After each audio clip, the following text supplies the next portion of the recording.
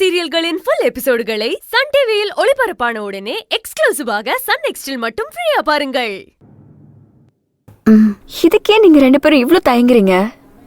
நீ தான் இருக்கணும்னு சொன்னா இருக்க போற. தேங்க்யூ வித்யா. சத்தியமா இந்த உதவியை நாங்க மறக்கவே மாட்டோம் வித்யா. தேங்க்ஸ் வித்யா. தயவு செஞ்சு தேங்க்ஸ் எல்லாம் சொல்லி என்ன பிரிக்க பாக்காதீங்க. நீங்க செஞ்ச உதவிக்கு இது கூட நான் செய்யலன்னா நல்லா மனுஷியே கிடையாது. மகேஸ்வரி அக்கா மட்டும் குணமாயிட்டாங்கன்னா ராஜசேகரோட உண்மையான முகம் என்னன்னு எல்லாருக்கும் தெரிஞ்சிடும். அப்ப சங்கவி தானா என்னை விட்டு விலகி போயிடுவா. நல்லதே நடக்கும் ஆதி.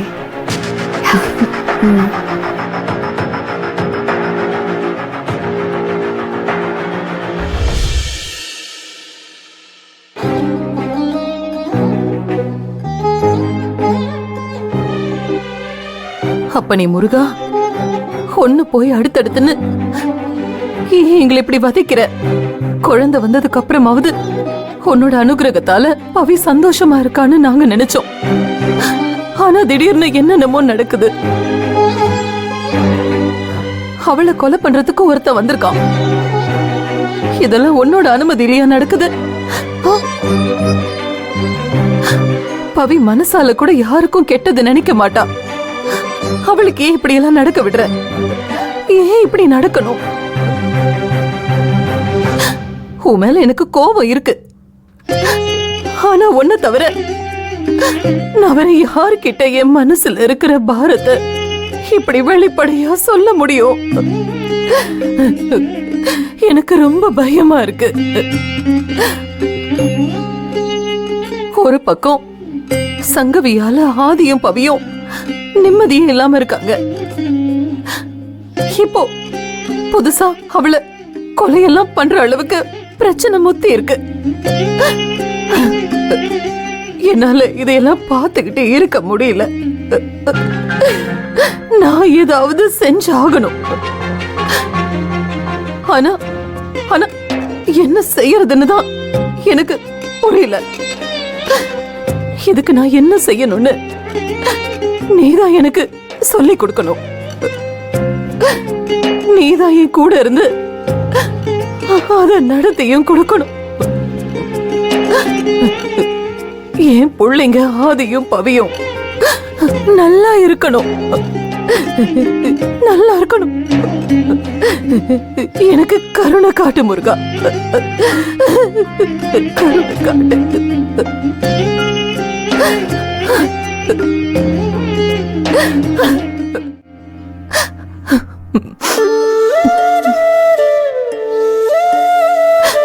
முருகா,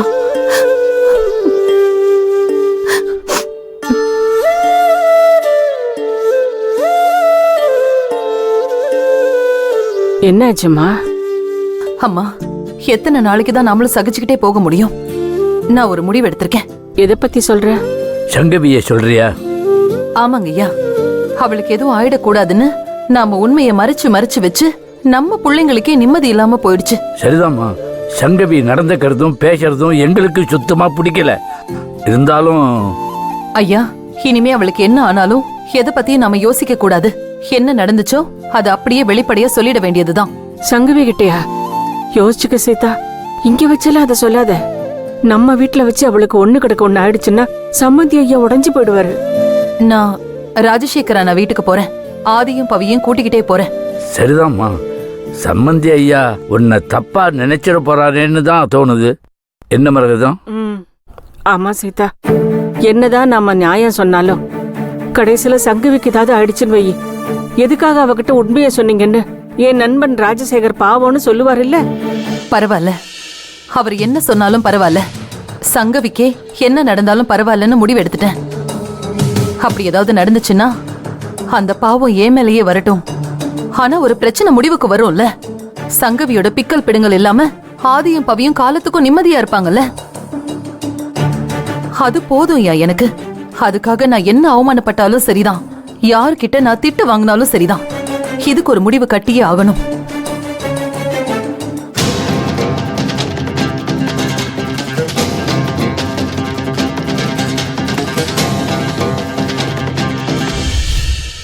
பவி, சீதாமா எங்க? தெரியலையே. ஏன்? இல்ல, எங்கேயோ போகணும், உடனே கிளம்பி வான்னு சொன்னாங்க. உன்னையும் கூப்பிட்டாங்களா? உன்னையும் மாமா? அப்ப நீயும் வரியா? ம், என்கிட்டயும் கிளம்பி வான்னு சொன்னாங்களே. எங்க? நீங்க போற இடத்துக்கு தான். என்ன பாக்குறேன், என்கிட்டயும் எங்க போறோம்லாம் சொல்லல. ஆதி, ஆதி கிளம்பிட்டியா? எங்கயா இருக்கும்? போலாமா? அங்க தேடிட்டு இருக்கோம். எங்க போறோம்? பவித்ராவையும் கூப்பிட்டீங்களாமே? எங்க போறோம்னு சொன்னாதான் வருவீங்களா? அப்படி இல்ல, கார் ஓட்டுறப்ப வச்சு எங்க போகணும்னு தெரியணும்ல. இத பாருங்க, நீங்க 2 பேரும் என் கூட வரப்போ நான் சொல்றதை மட்டும்தான் செய்யணும். புரிஞ்சுதா? என்ன பில்டப்லாம் வேற லெவல்ல இருக்கு. பில்டப் எல்லாம் ஒண்ணும் இல்ல. என் மேல நீங்க 2 பேரும் எவ்வளவு மரியாதை வச்சிருக்கீங்கன்னு இன்னைக்கு நான் பார்க்க போறேன். ஜானகுட்டிய தாத்தா பாட்டி பாத்துப்பாங்க. நீங்க வாங்க. வா பவி.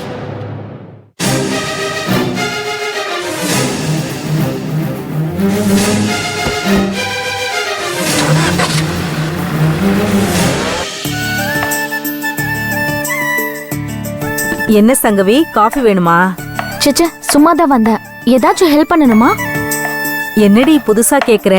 திடீர்னு ஷாக்குக்கு மேல ஷாக் கொடுக்காத. அம்மா தாங்கிக்க மாட்டேன். போமா, கேட்டாலும் தப்புனுவ, கேட்கலனாலும் தப்புனுவ. விடு விடு, சும்மா விளையாட்டுக்கு தான் சொன்னேன். வேலையெல்லாம் முடிச்சிட்டேம்மா. மா, என்னடி? நான் உன்னை கேட்டா நீ உண்மையை சொல்வியா? ம், என்ன கேட்க போற? ஆதி இருக்கான்ல, ஆதிக்கு என்ன? உனக்கு அவன்கிட்ட ஏதாச்சும் சேஞ்சஸ் தெரியுதாமா?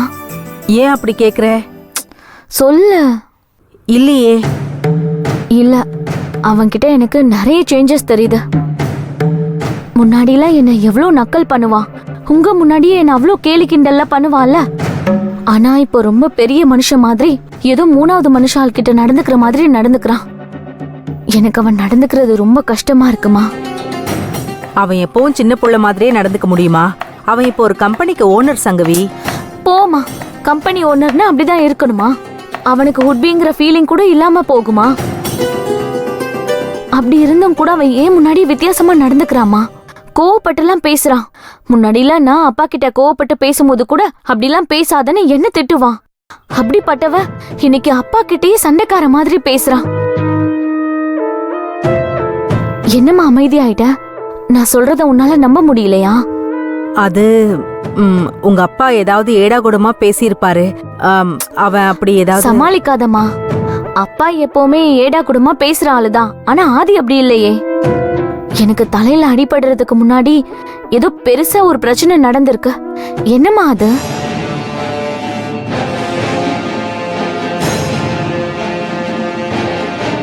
சொல்லு, என்ன? நீயாச்சும் சொல்ல. யார்கிட்ட கேட்டாலும் மழுப்புறாங்க. ப்ளீஸ்மா சொல்லு. வேணா சங்கவி, உனக்கு அதெல்லாம் தெரிய வேணாம், அவ்வளவுதான். ஏன் தெரிய வேணாம்? ஏன் தெரியக்கூடாது? உனக்கு அதெல்லாம் தெரியாம இருக்கிறது தான் நல்லது.